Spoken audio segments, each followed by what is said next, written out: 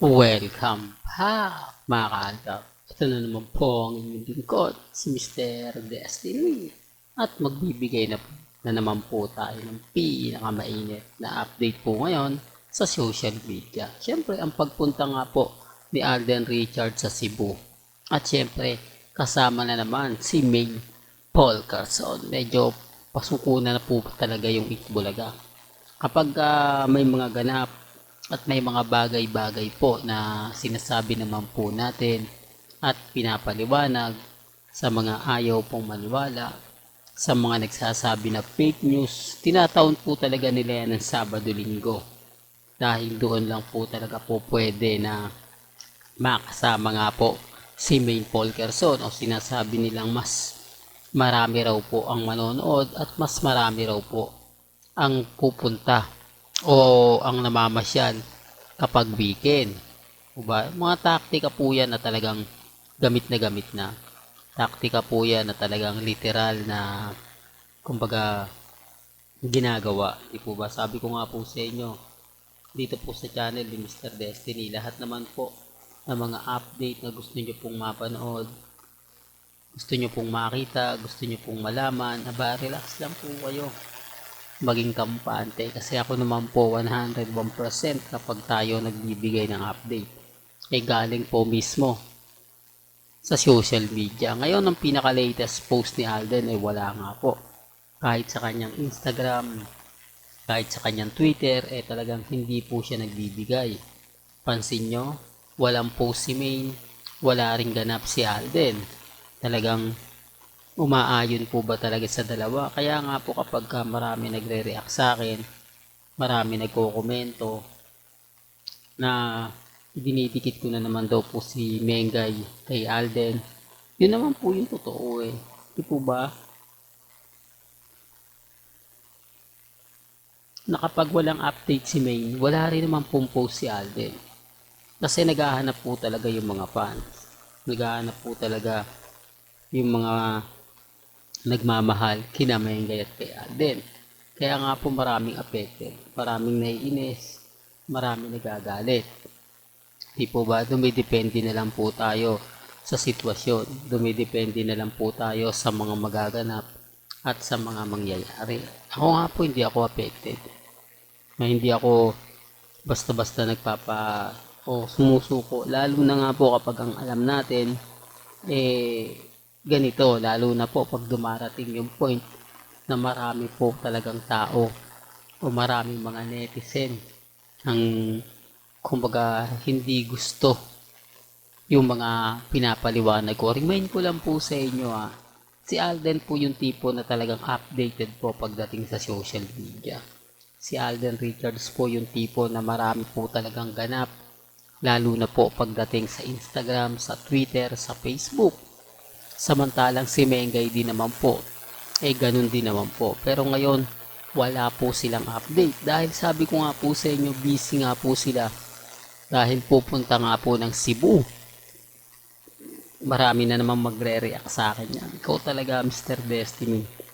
Kapag nawawala si Alden, out of town, sinasabi mo magkasama sila Mengay. Ngayon mga kaaldab, sinasabi nila nasa Osaka. Pero pansin niyo po ba wala man lang post, wala man lang ganap, wala man lang update? Po ba?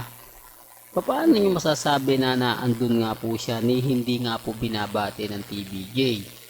Hindi man lang binabate ng Eat Bulaga? O hindi man lang siya na mention nila Jose, Wally, at ni Alan Kay? Alam naman po natin na kapag nawawala si May, alam naman po natin na kapag kumbaga nagbabakasyon si Mengay o umaalis, nangihingi ng mga pasalubong yan. Di po ba? Oo. Kaya sabi sa inyo, ang laki ng pagkakaiba noon sa ngayon. Although yung iba hindi naman po talaga dapat mawala. Yun po yung tipo ng pasalubong issue. Alam niyo naman po na matakaw sa pasalubong Itbulaga. Ibalik lang natin yung dati ng mga barangay, di po ba, sa Pangasinan, yung mangga, yung mga prutas, di po ba, yung mga kakanin, kapag ka magpe-perform, talaga may mga pasalubong. O tapos nung pumunta po ng Japan, ito remind ko lang po sa inyo pumunta po ng Japan sina Alan Kay at si Maine.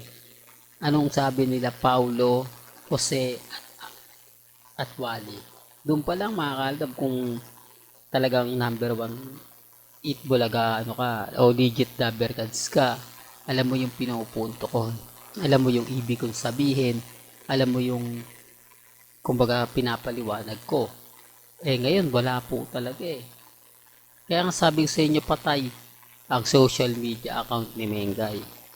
Walang update ang Armin, walang update ang main fanatics. Masakit pero yun naman po talaga yung totoo Hindi naman po talaga sila binibigyan. Biruin nyo, dumaan ang weekend. Wala man lang post o update na ibinato si Mengay. Tapos si Alden Richards, yung mga post niya, yung mga update niya, talagang busy siya. Di po ba? Kaya ang sabi ko sa inyo, bigyan nyo ng mga update. Sa dami po ng mga Pilipino sa Osaka, sa Japan. Wala nga po ba talaga makakakita man lang kay Maine? Wala man lang po ba makakita kina congressman para magpa-picture? Sabi ko nga po sa inyo, ang Pilipino, pagdating sa mga ganyan, talagang updated na Hindi po ba? Ipagmamalaki mo talaga kapag nakakita ka ng artista. Lalo na po, ipopost ko dito sa Pilipinas. Marami rito magre-react. Marami rito magkokomento. Maraming magsasabi na, oo nga, Mr. Destiny. Kumbaga, ramdam mo yan na ganito, ramdam mo yan na ganon. Diba? Kaya ang sabi ko sa inyo, relax lang kayo. Maging matatag, maging kampante. Dahil hindi pa naman po natatapos yung mga issue na binabato nila. Basta't ang importante po, sila Maine, si Alden, lagi po magkasama. Yan lang naman po yung ina-update natin Yan lang naman po yung pinapaliwanag ko at lagi kong sinasabi. Real talk to mga kalda. Well, hanggang dito na lang po ang ating latest updates. Kaya kung gusto nyo pa po ng pinaka-latest at sariwang update, abay tumutok lang po kayo dito po sa channel ni Mr. Destiny para updated po kayo sa mga latest at sa mga bagong video po na ilalabas po natin maya-maya lang. Kaya kung bago ka lang sa channel na to at isa kang true-blooded Aldab Nation na nagmamahal kila Mengay at Isoy, tama po ang channel na pinuntahan mo, kaya consider na po kitang bagong subscriber. At huwag mong kalimutang i-share ang mga video po natin sa mga mami, sa mga titas, at sa mga senyor. Hanggang sa muli, salamat po sa panonood at pakikinig.